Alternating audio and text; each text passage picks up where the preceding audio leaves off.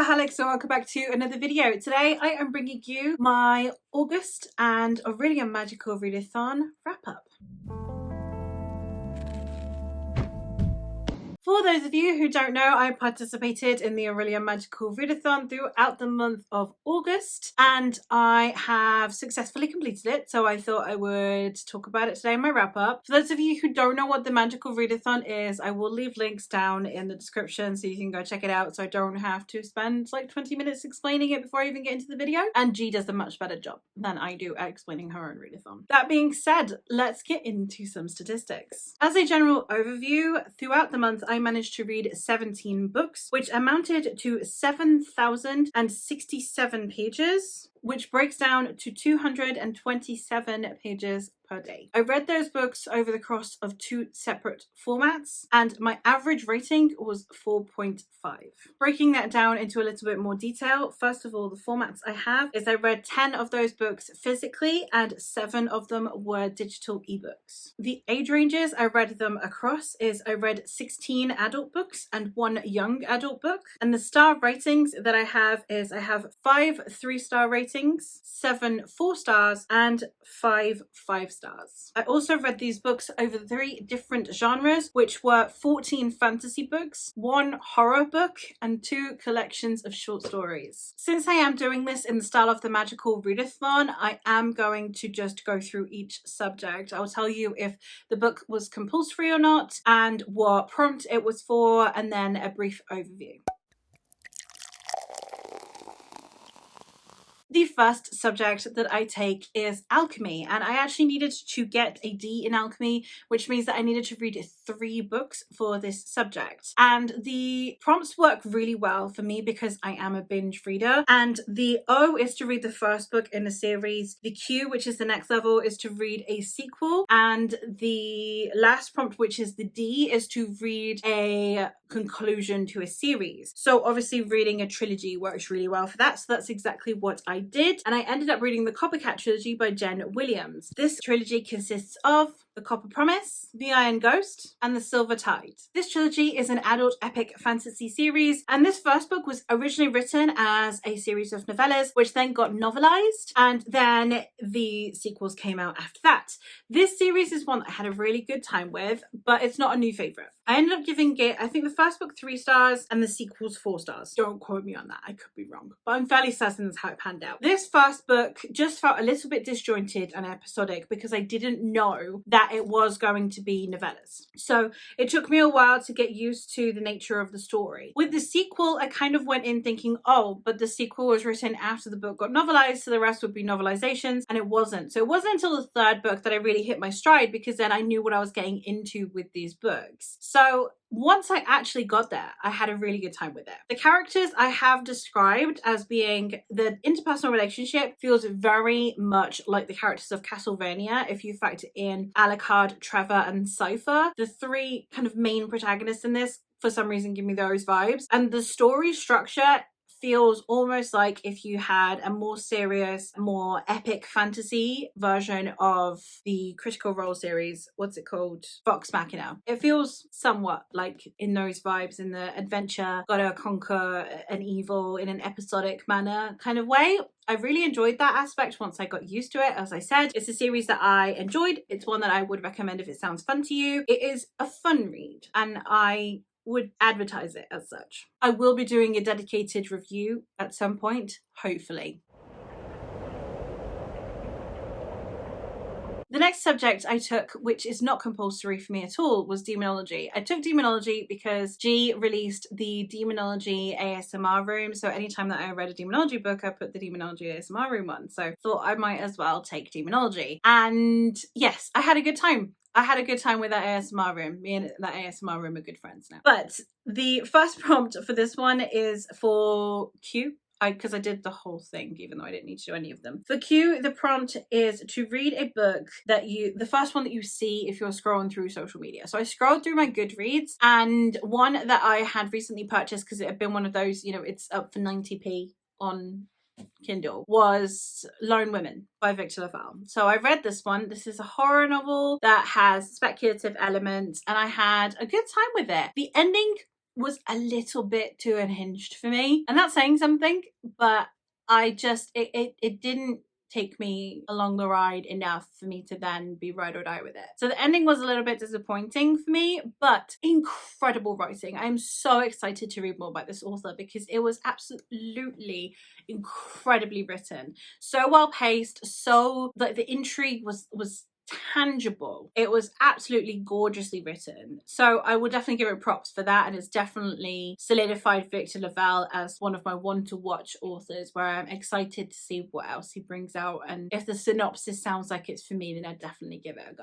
The prompt for Q for this one was to read a book that has a magical creature, and for this one I went with Son of the Morning by Mark Alder. This is a series that I actually pulled out of my series jar halfway through the month in one of my weekly wrap-ups because I had already gotten through so much of my TBR. So I picked up Son of the Morning, and this one is an epic historical fantasy that is set around the 100 Years' War. We are following multiple perspectives, namely one of them being Edward III of England, who is currently losing the war, the 100 Years' War, because the French can call upon angels to help them in their army, and Edward should be able to call upon angels of his own as it is his divine right, but the angels are silent and they are not listening until he encounters a young boy named Doe, who may or may not be able to put him in allegiance with the forces of hell. This is one that I said to this in my wrap up where I read this, the week that I read this. This is definitely a series that is fantasy for historical fiction fans. So there are definitely like historical fiction novels out there that are more for fantasy fans than they are for historical fiction fans. Like if you actually know anything about history, you'll hate them. This is kind of the opposite. This is one of those, it's a fantasy book, but only really a name, only because it has the angel element to it. Otherwise it's a historical fiction novel. The way it reads, the way it talks about characters, it's very, very historical fiction, and I think having at least a small basis of knowledge of historical fiction is not required, but would definitely be beneficiary for this series. So I enjoyed it. It's very, very male gaze. My main problem with this book is that it is incredibly male gaze. There are no female perspectives, and the women that are presented are very much lacking compared to their male counterparts. So do bear that in mind. That's the reason the series got 3 stars from me. I just didn't see any improvement throughout the whole series for female perspectives. So yeah, bear that in mind. If you want your women to feel like real human beings, maybe this series isn't for you. However, that being said, I did really enjoy the setting. I've really enjoyed the discussions around God, around religion, around faith. Also being said, if you are devoutly Christian, again, don't read this book. Just don't. Don't do that to yourself. You're not going to like it. However, it does criticize more the church than faith, but it does also directly criticize God. So again, if you are religious, even slightly, maybe not for you. I'm not sure. But I had a good time with a lot of the social discussions that were put in this book. I do think the themes could have potentially hit a bit harder. I don't know, because Mark Alder is normally a historical fiction author, I don't know if he normally isn't thematically driven, or if because he, doesn't normally write fantasy, if he thought that putting themes in overtly would be a bit too heavy-handed. I did like the themes that were addressed. I would have liked them to have gone a little bit further, but I did enjoy them.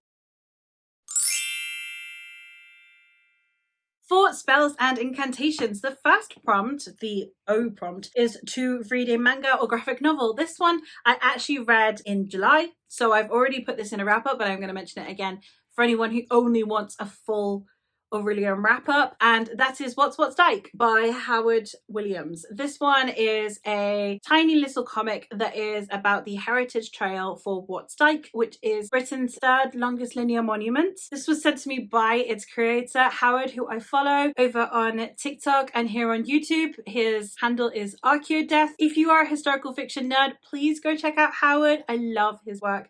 I love the way he talks about history because he makes history so inclusive. It's a safe space for people who are of a more progressive mindset and who don't want to just gatekeep history into being a safe haven for bigotry. Go check out his content and show him some love if you like historical fiction or history in general. And this one is, yeah, it's a tiny little comic, but I was really excited to get into it because I love history that isn't just some big majestic palace, because a lot of the time if you're talking about infrastructure in history, you'll normally talk about cathedrals or castles because those were the noteworthy things. And I really like that this is talking about earthworks, which is just, you know, a ditch that people dug, and they dug it for economical reasons, for political reasons, and it's a ditch, but it's a man-made ditch. And, you know, so therefore it's appreciating the arduous manual labor that people would have gone to at this time, which means that it's a creation of common folk way back when. And I appreciated that. The artwork is by John G. Swogger, who is an archaeological illustrator, which, as I said when I wrapped this up in TikTok, sounds like one of the coolest jobs in the world. It has great artwork throughout, and I'm really glad to have read it. Another one that isn't one of the ones that I read this month, so it's not in the statistics, but for anyone who wants to know my full Orilium wrap-up, I also read Smoke and Mirrors by Neil Gaiman. This is a collection of short stories by Neil Gaiman. And I say collection of short stories, I feel like it's like a lot of authors, when they have ideas, they then just kind of like have a notebook that they just, like an ideas notebook, and you just write them down, and then you probably use maybe one in every 50 of those. And this feels like it's that notebook, and it's all the ones that he didn't use for an actual novel. It was just like, oh, here are some ideas I've had, and they are really freaking weird, and I did not enjoy this. And I love Neil Gaiman, so before anyone comes at me, I love Neil Gaiman. Love his work, love his writing. Also just, he seems like he's absolutely freaking hilarious. But this is not it. This is literally like he gave a publisher his ideas notebook as like a, hey, have a flick through, see if there's anything I can work with. And the publisher's like, yes. And then just publish this. So yeah, I gave it 2 stars. It was not for me. And the last prompt for spells and incantations was to read in silence. So I picked a novella because I am quite talkative. So reading the entire thing in silence. I mean, I normally read in silence, but yeah, I just thought I could definitely verify, definitely will be reading in silence if I read a novella. So I read a 17-page novella, and that was Of Gods and Men by Stephen Arion. I read this one because I have been following Stephen Arion here on YouTube, and I've been listening to his interviews. His videos are really interesting. He seems like an absolute cinnamon roll of a human being as well. So I was happy to be supporting his work. I have bought his Quest for Heroes series, but then he said that I should potentially also try out his other series, but that they read really differently. So I figured the best way to go about it is to read the novella that he had set in that world. And I did. I read Of Gods and Men, and I really enjoyed it, actually. I'm not a novella girly. Normally, like, novellas don't normally get more than 4 stars for me, so if a novella's got 4 stars, then it's a really good novella. And this one did. It got 4 stars. I had a good time with it. It made me definitely want to read more of his works. I was already very interested and invested in the characters, and I am happy to say that I am very excited to continue reading through Stephen's works based on just 70 pages, which is great. The next subject that I have is Artificery, and the first prompt in Artificery is to read a book with a gem in the title or in the author's name. And I went with Diamond City by Francesca Flores, obviously diamond being the gem. And this one is the only YA that I read this month. It is a steampunky-ish gritty YA fantasy, and in it we are following a girl whose name is Aina, and Aina is living in the slums and she lives in the criminal underworld. She's been given the opportunity of a job that could mean that she could leave this life behind. She would have more riches than anyone she knows has ever been able to amass, and she would be free to live life as she pleases. All she has to do is kill a man. However, when things go awry, things go terribly wrong, she ends up having to team up with the brother of her intended victim to uncover what's actually going on. I enjoyed it. It didn't hit me as hard as I wanted it to. I think that a lot of themes were presented and not followed through, and I do kind of question YA authors who decide to do that, because I think if you're gonna approach a subject with teenagers is when it needs more follow through. Like, there's less that they have to build on for you to just imply something. Like, you need to go more in depth with it and explain it more, in my opinion, with themes. So I would have liked the themes to have been ironed out more, fleshed out more. I also didn't really connect with any of the characters on a level that I wanted to, and the writing style isn't necessarily my favorite thing. There were a lot of little things that ended up not being great. So as much as I enjoyed the story, there were pacing problems. As much as I was interested in the characters, I didn't connect with them. As much as the writing style was easily digestible, it wasn't compelling. The ratio of pros to cons was quite extreme. So I enjoyed the book, but also didn't. So I've given it 3 stars because middle of the road, right? The next prompt in Artificery was to read an adventure book. And for this one, I read Nettle and Bone by T. Kingfisher. I buddy read this with my friend Eleanor. And I swear to God, every book that I pick up that I read with Eleanor is either just enhanced because I love reading with her, or we just happened to pick bangers of books, or both. And I had such a good time with this. I ended up giving it 5 stars. Such a fun read. This is the story of Mara, who is the youngest daughter to a king who is from a small country that from every border has much stronger, much more powerful countries. So then he decides to marry his daughter to one of his more powerful allies. And then essentially Mara is sent away to a convent so that she doesn't bear children and create possible antagonists for her nephew's throne, because that's the whole point, is that this prince that's marrying Mara's sister wants her throne. We are following Mara as she then eventually has to go on an adventure to try and save her sister from the hands of this prince who is mistreating her,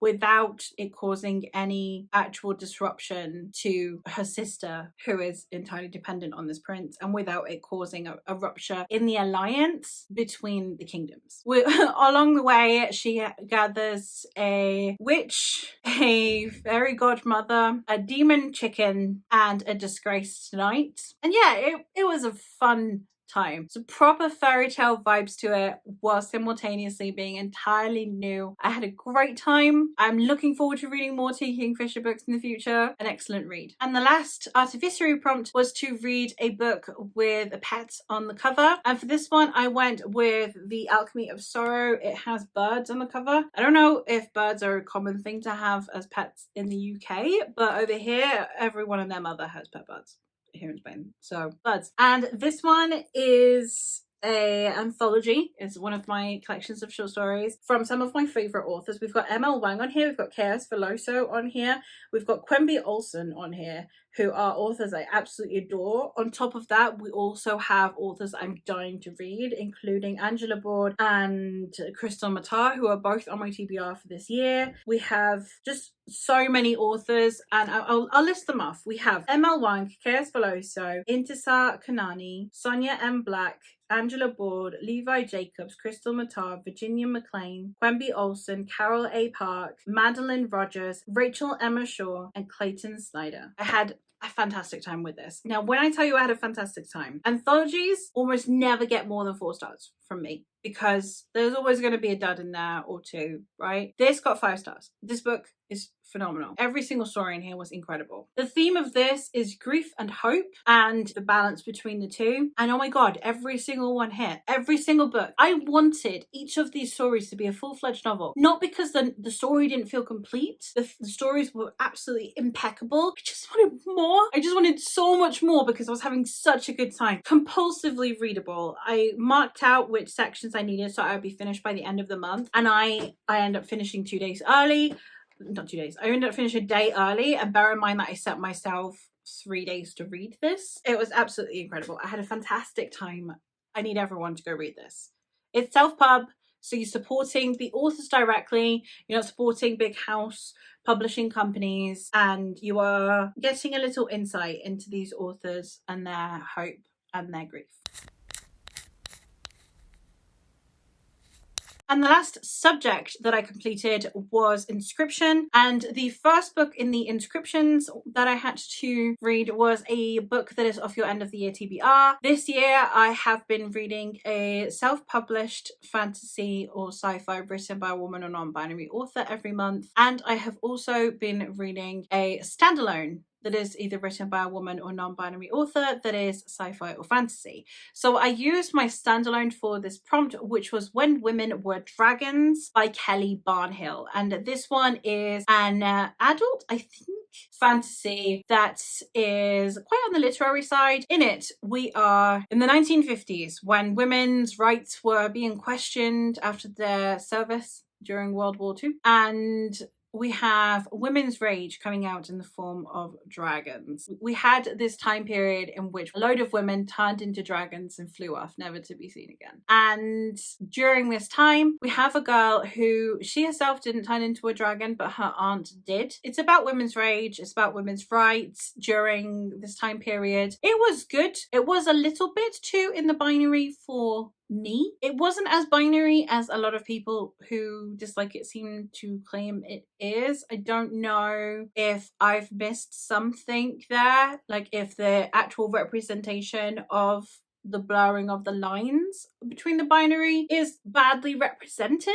I don't know, but it could have been more intersectional than it was. It was very kind of white and cis. But you know, you have a lesbian main character, and there are mentions of other women, but it definitely could have been more intersectionally focused than it is. That being said, I actually really enjoyed this book. I ended up giving it 4 stars.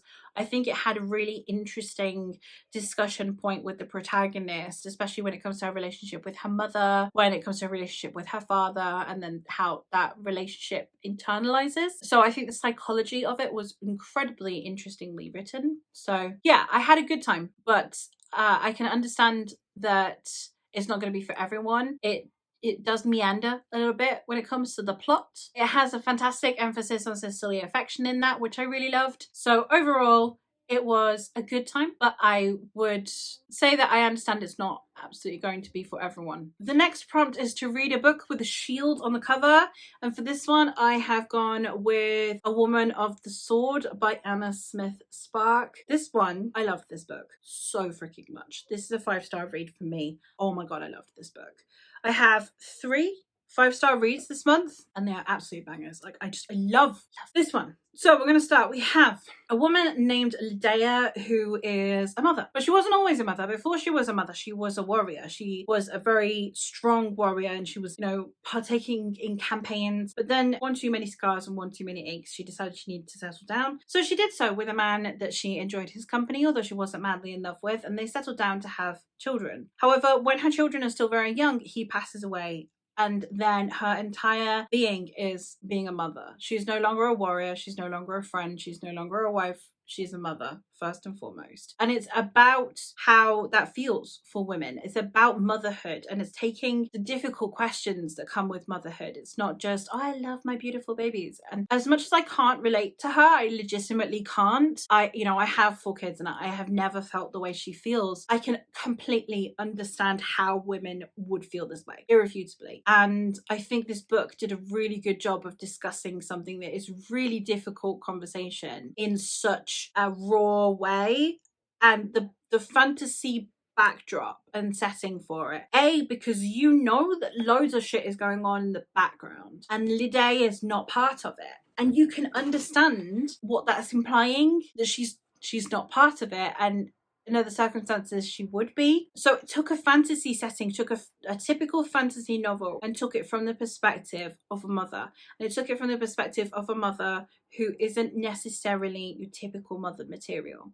And I absolutely loved this. And it talked about her belief that she is a terrible mother. It talked about the discussion around her relationship with her kids. You see her over various phases of her children's lives, and I was so invested in every single one of these characters, well, at least these 3 that are on the cover here, her and her sons. It was an incredible story, and I am so glad that I read it. And if you want to read more books about mothers in fantasy, this is a must, in my opinion. And the last book that I read for Inscription was to read a book that is not a debut. And for this one, I read Son of Night, which is the sequel of Son of the Morning. I've already talked about Son of the Morning earlier. So yeah, pretty much everything I said about Son of the Morning still applies to this. Thankfully, it was a little bit shorter, so it kind of was a little bit more concise with the pacing. But I enjoy the premise. I enjoy the story. I enjoy the plot. I just wish that there were better women in it. For some extras, the first one I'm going to talk about is I read Persephone by Lev Grossman as my Library Cats quest. The Library Cats quest is basically you needed to read a book that had P and S in it, which Persephone does. Persephone is a short story. It's part of the Into Shadow collection that Amazon has put out of short stories by some well-regarded authors. It was an interesting taste test for Lev Grossman's writing style. I enjoyed the writing and I enjoyed the way he played with prose, but I wasn't a huge fan of the characterization. As short stories go, characterization is always really difficult. It's 30 pages, you know, but I didn't connect with it really. The prose was nice. I definitely consider reading an actual book by him, but as a short story goes, it was fine. I did also summon an Impling. Summoning an Impling is one of the other perks that you can have when you are doing the magical readathon. I summoned the foodie Impling and I read 2 books for this prompt. I'm not going to go into it, but there were several prompts and these 2 combined created an Impling. And I have Daughter of the Wolves by Chaos Veloso and Kiss and Tell by Adib Khorram. Kiss and Tell is another one of the ones that I read back in July in the 3 days that we had that we could read for Orilium. So I've already talked about this one. This is an LGBT plus YA contemporary that is about a young boy who is in a very, very popular boy band, but he is gay and he is held therefore as like he has to be this perfect gay kid to be able to be respected and well regarded. So you have a lot of pressure on him and he's held to a completely different standard to his straight counterparts. So when some personal text messages between him and his ex are leaked, he then has to face the backlash that comes with him talking about his sex life. And the other one that I read is Daughter of the Wolves, and this is another one of my 5-star reads. This was an absolute banger of a book again. I love everything that Chaos Veloso has written, okay? Just Chaos Veloso is queen. I love her. There's no more to say about it. And in this one, we are following Anira. And Anira is the daughter of a warlord, and her brother is sent to Overlord, who is, amassing an army. But when he deserts, she then decides to step in to help out her family, and it's following her story as she makes a name for herself. I loved Anira with every fibre of my being. I love the way that Chaos Veloso writes characters, namely women, and this book was no exception. I had such a good time with it. The pacing is always spot on with her. I always just want to keep reading until my eyes start weeping. It's just fantastic, and it's a really interesting world that she has set up for all of these books to take place in. All of her books take place in the same world, and I love that because then it references other series, and this is no exception. So I had a fantastic time with it. Would highly recommend reading anything by Chaos Veloso. And the last thing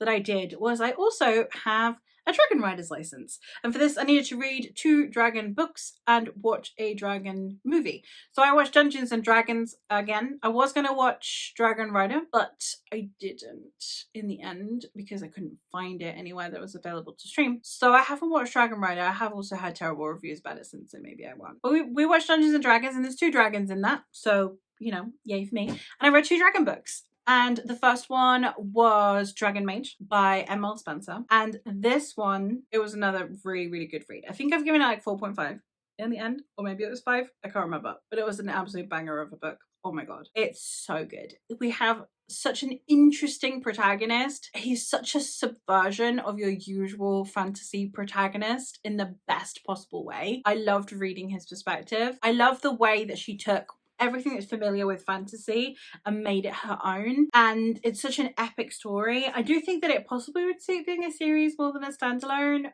but I don't know if that's just me being like, I want more content in this world. However, it is part of a series of companion novels, so at least I have more to look forward to in future. And the very last book that I have to talk about is I read A Book of Dragons, edited by Jonathan Strahan. This is a collection of short stories by a load of authors, which are Daniel Abraham, Kelly Barnhill, Peter S. Beagle, Brooke Bollander, Beth Cato, Zen Cho, C.S.E. Cooney, Aliette de Bodard, Kate Elliott, Amal El Motar, Sarah Gailey, Theodora Goss, Ellen Clages, R.F. Kwong, Alecki and Rachel Swirsky, they wrote together. Ken Liu, Scott Lynch, Todd McCaffrey, Shauna Maguire, Patricia A. McKillop, Garth Nix, KJ Parker, Kelly Robson, Michael Swantwick, Joe Walton, L. Catherine White, Yi Yang, and Jane Yolen. And this is it. It's a collection of short stories that are all about dragons. Some of the poems literally just say the word dragon in them once, and that's as draconic as it gets. But it was a good time. I had a really nice time sampling some authors who I'm really excited to try, like KJ Parker, Ken Liu, some authors that I already know I love, like L. Catherine White and R.F. Kwong. So it was good. It was a good time. I am excited to read more from these authors. It's a beautifully presented book. I think that where each story was placed was also very well thought out, which is a really weird thing to think, but it was well thought out in my opinion. And yeah, I had a great time with this book, and I don't have a huge amount to say on it because there's a load of short stories.